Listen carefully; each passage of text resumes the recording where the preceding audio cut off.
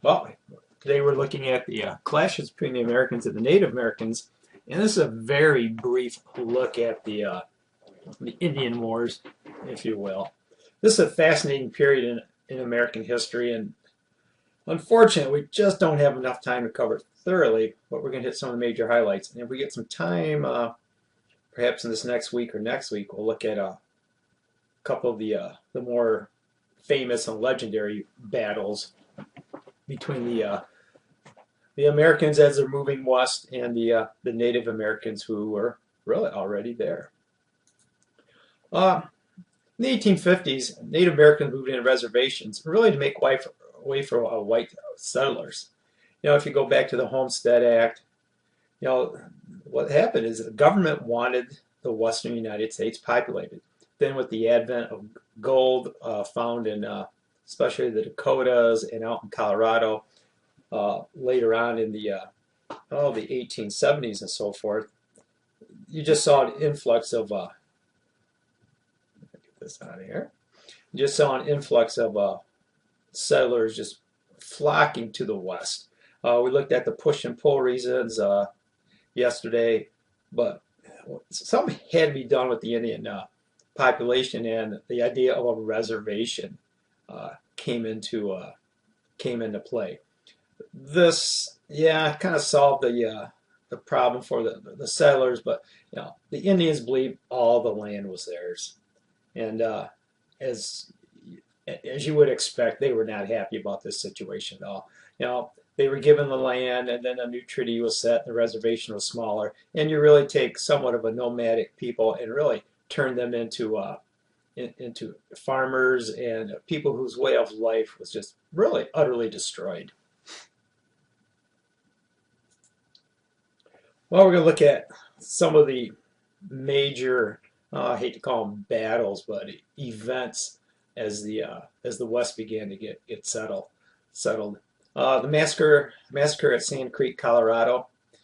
As you can read here, the Cheyenne began raiding a nearby trail for food and supplies. You got to remember, the buffalo herd at this time was getting wiped out by hunting parties, and they were hungry, and so they knew the wagon trains were going through the Oregon Trail, the Bozeman Trail, and so forth, and they had a raiding party to get supplies for themselves and their families. Well, you had many soldiers, different cavalry units out there, and General Curtis was one, and I pretty much said, I want no peace till the Indians suffer more. There were a lot of Indian haters. There was no doubt about that at this time. In November 29th of 64, now we're looking at the Civil War era here. The Civil War has not ended yet. John Chevington and his U.S. command attacked the Cheyenne that were camped mostly at Sand Creek and killed 200 Indians, mostly women and children.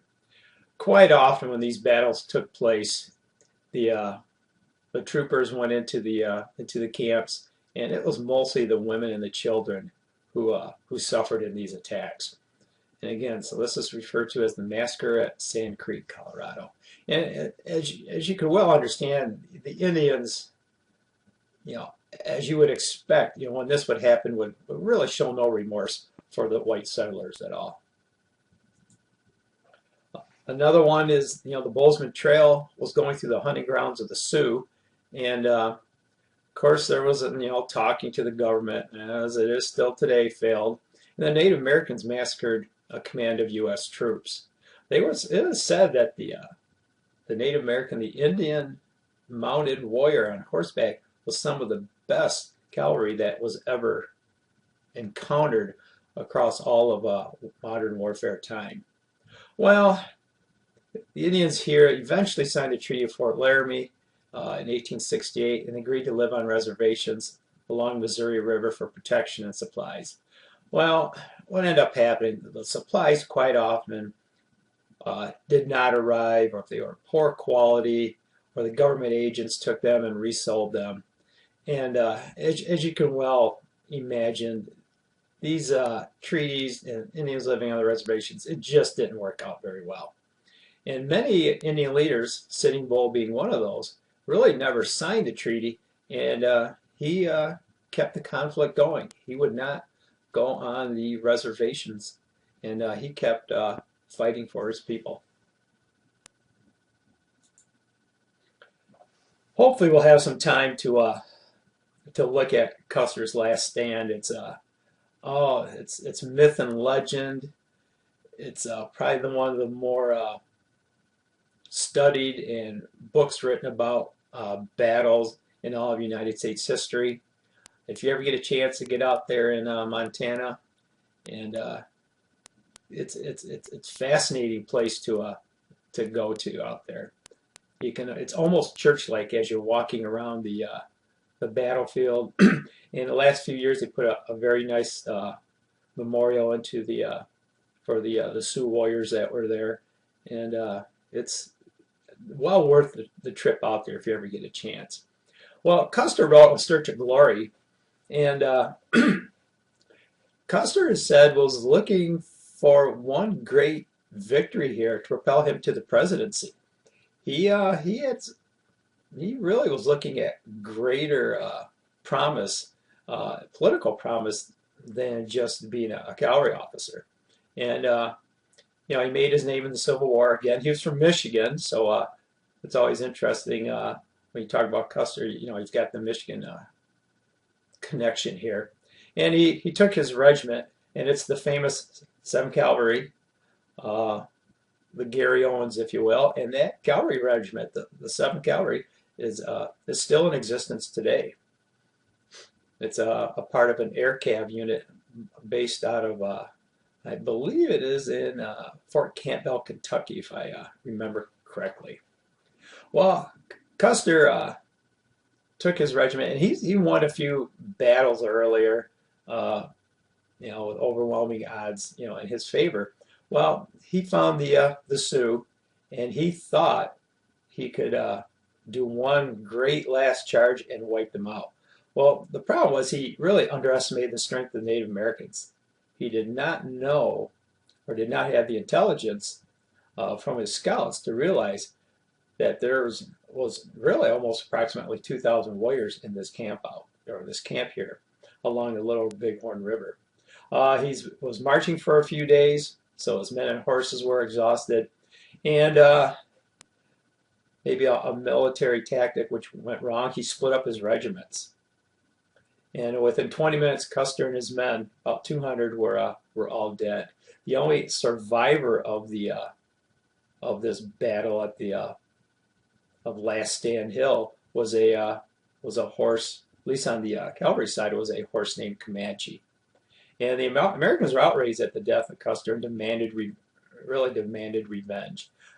Granted, for Sitting Bull, this was a great military victory for the Native Americans. They won the battle, but this was about the high point. After this, the American people were really looking to get revenge on Native Americans, and they pretty much hunted the tribes down, and it wasn't too long after this where the Indian Wars really were over. If we get some time, we'd like to spend a little more time looking at this battle. There's a lot of myth, there's a lot of legend on this, on both sides, on Custer's side and also on Sitting Bull's side. And many, many movies have been filmed. Many books have been written about this area, and it is still to talk to today. It is a very legend and myth-filled part of American history.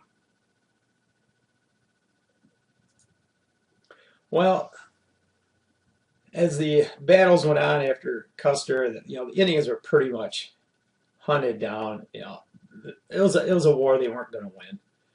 As more and more government troops out there went out west, the buffalo was gone. The end was in sight. And in a couple highlights here at the near the end of the Indian Wars, Sitting Bull was arrested in 1890, and two policemen who were actually Native Americans were pulling Sitting Bull out of his cabin, but one of Sitting Bull's bodyguards shot one of the officers, and then the police returned fire, killing Sitting Bull and many of his followers right there. says the Army was not satisfied, and on December 29th, 1890, they rounded up 350 starving Sioux and took them to a camp at Wounded Knee, South Dakota. The people that they got, there's a few warriors there. Most of them were starving, women and children, older people. But, as revenge, they took them to this camp. And when they were ordered to put down their weapons, one Native American resisted, fired his rifle. And it gave the soldiers a pretense to fire back. And within a few minutes, about 300 Native Americans were slaughtered. And this was really the last act in the Indian Wars. This was a very bad, well, like it says here, a black eye in American history. These were pretty much defenseless people, and some of the soldiers that were taking place here in this so-called battle, or bringing these Indians to the camp at Wounded Knee, were soldiers of the regiment of General George Armstrong Custer, the 7th Cav. And as you can well imagine, there's probably some revenge on their minds. And it was just a really disgraceful part of American history. But this, 1890, this really put the end to the Indian Wars. And it was really, you start reading about this, somewhat of a shameful aspect of United States history here. It's understandable. The people, the settlers wanted to move west, as we mentioned, for gold. The Native Americans were in the way. The government had to do something. And, we look back on it and go, what a travesty. But at the time, the government felt they needed to do this to solve the so-called, quote, Indian problem, unquote, and reservations. And unfortunately, sometimes, many times, just killing them would seem to be the solution. So this is our look at this. Hopefully we'll get some time to look at a couple of these instances in a little more detail. And that is it for today.